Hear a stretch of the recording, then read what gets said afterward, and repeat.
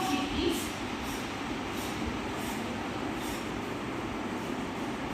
A pair of ureters. A single urinary bladder. And ureter. Coming to the longitudinal section of the kidney, it comprises of two kidneys, two ureters,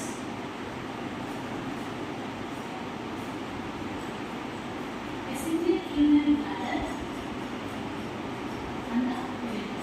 This is called as ureter, and this is urinary bladder. These are ureters, and these are kidneys. And just above these kidneys, there will be a specialized gland which is called as adrenal gland.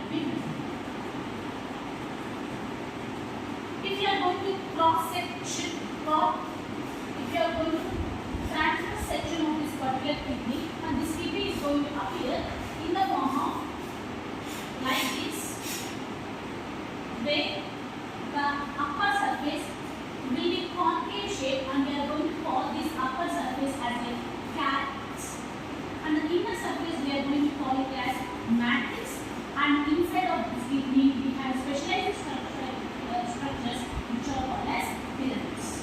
And the basic functional and structural unit of these kidneys is nephron. And millions of nephrons will be present in the kidneys, and these are going to perform the process of excretion of urine and formation of urine. And regarding with all these four types of things, you need to know about the specifications related to the kidneys, ureters, urinary bladder, and the urethra, and you must know the functions of all these parts of the organelles, which you need to go through.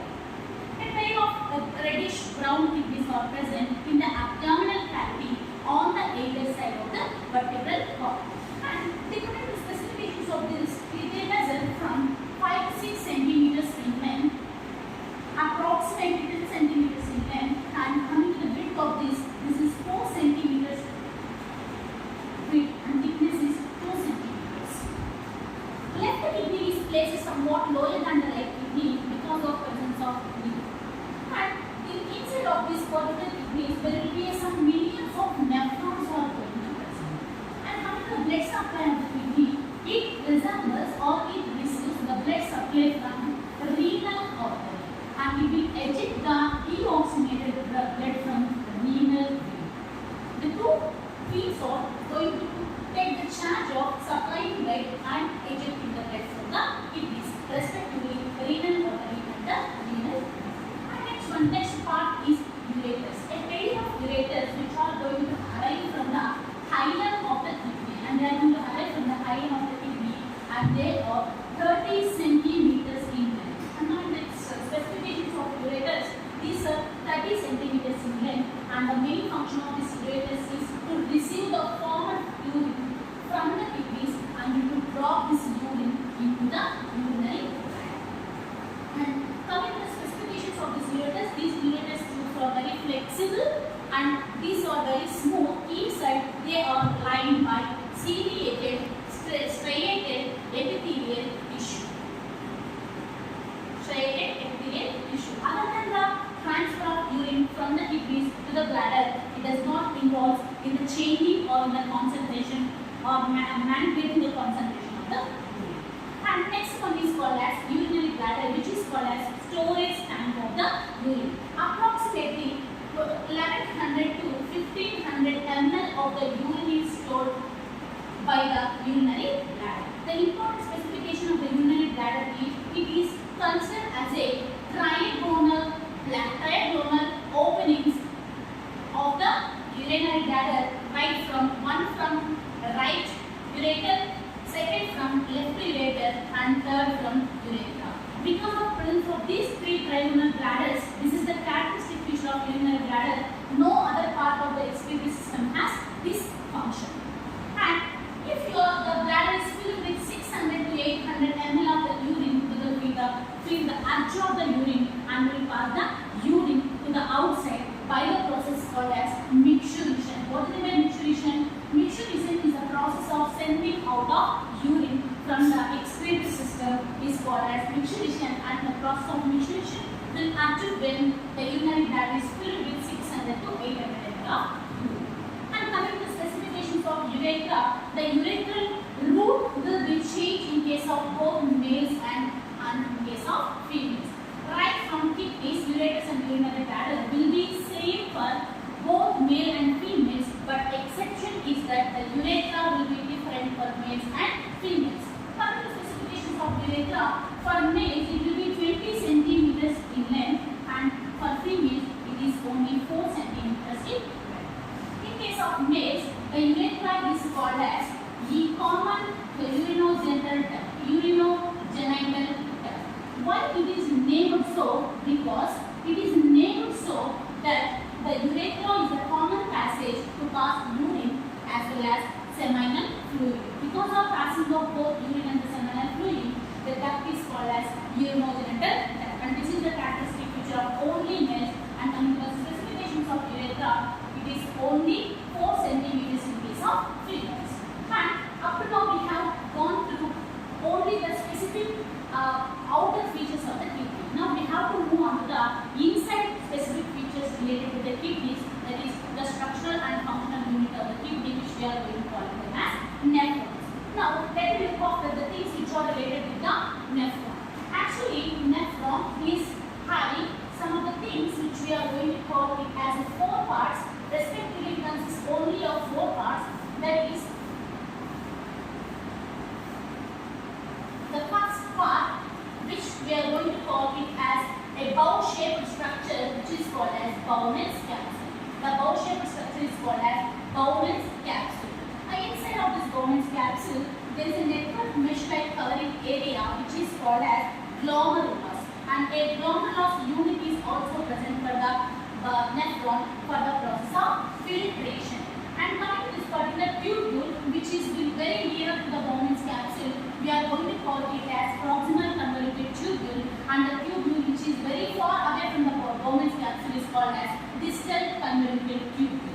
And at last there is a U-shaped pin-like structure which is called as loop of Henle, and on the honor of the scientist Henle, it is named so far like loop of Henle. At last, finally, there will be a duct called as collecting duct, where the concentration of it is going to happen.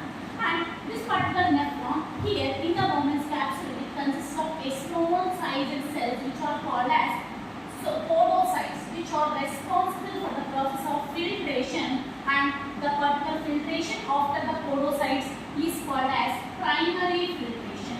And this particular primary filtration happens with the help of podocytes which are lined towards the Bowman's capsule. And this particular podocytes are lined with columnar epithelial tissue. The podocytes, they have very minute structures in the nephrons. And here, the nephrons are also going to receive the blood supply or nerve supply with the help of 2 arterioles which are called as efferent arteriole and afferent arteriole. And the entire mechanism of urine formation will be goes on only by 4 pathways or 4 steps. That is, the first one glomerulus filtration, second one is tubular reabsorption, the third one is tubular secretion, and fourth one is concentration of urine. Let me explain what are different types of steps where the urine is going to form. One is, the first step is glomerulus filtration, which is going to happen in the glomerulus urine or Bowman's capsule. Next one is tubular reabsorption, which is going to happen in proximal convoluted tubule, which we are going to call it as PCT. And the third step is tubular secretion, which is going to happen in the distal convoluted tubule. At last, finally, concentration of urine, which is going to happen in the collecting duct. And let me look after one by one where the glomerulus, what is the exactly glomerulus filtration, tubular secretion, tubular reabsorption, concentration of urine.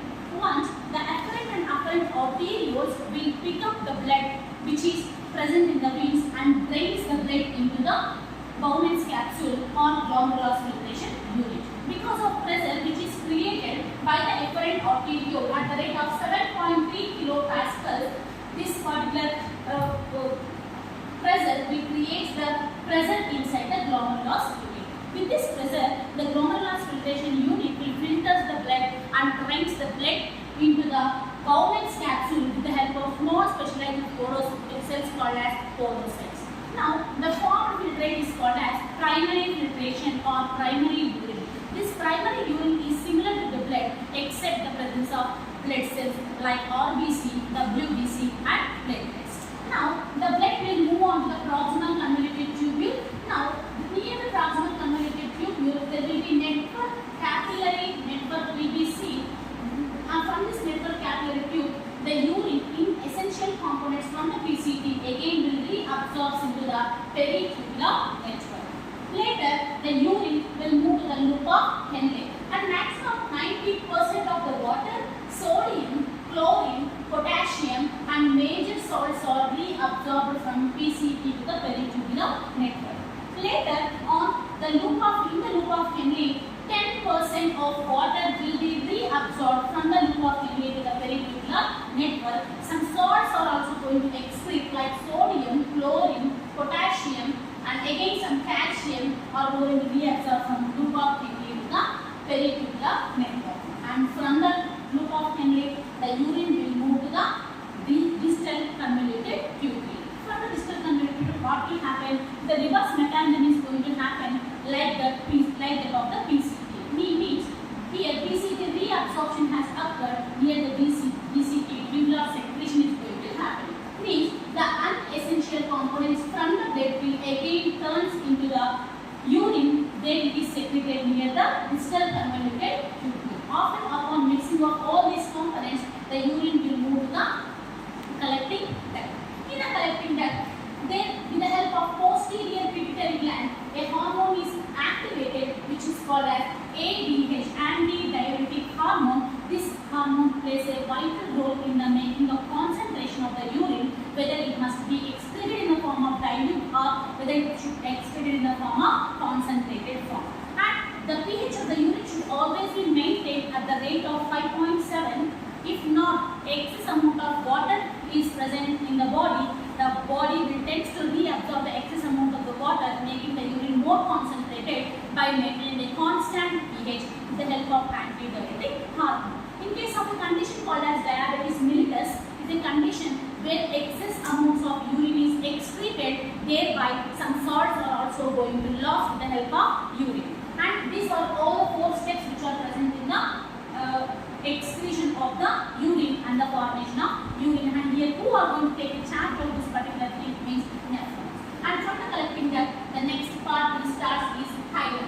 And I am going to mention the particular part with the help of glomerular filtration, Bowman's capsule, proximal convoluted tubule, distal convoluted tubule, collecting duct, later hilum, later we have ureters,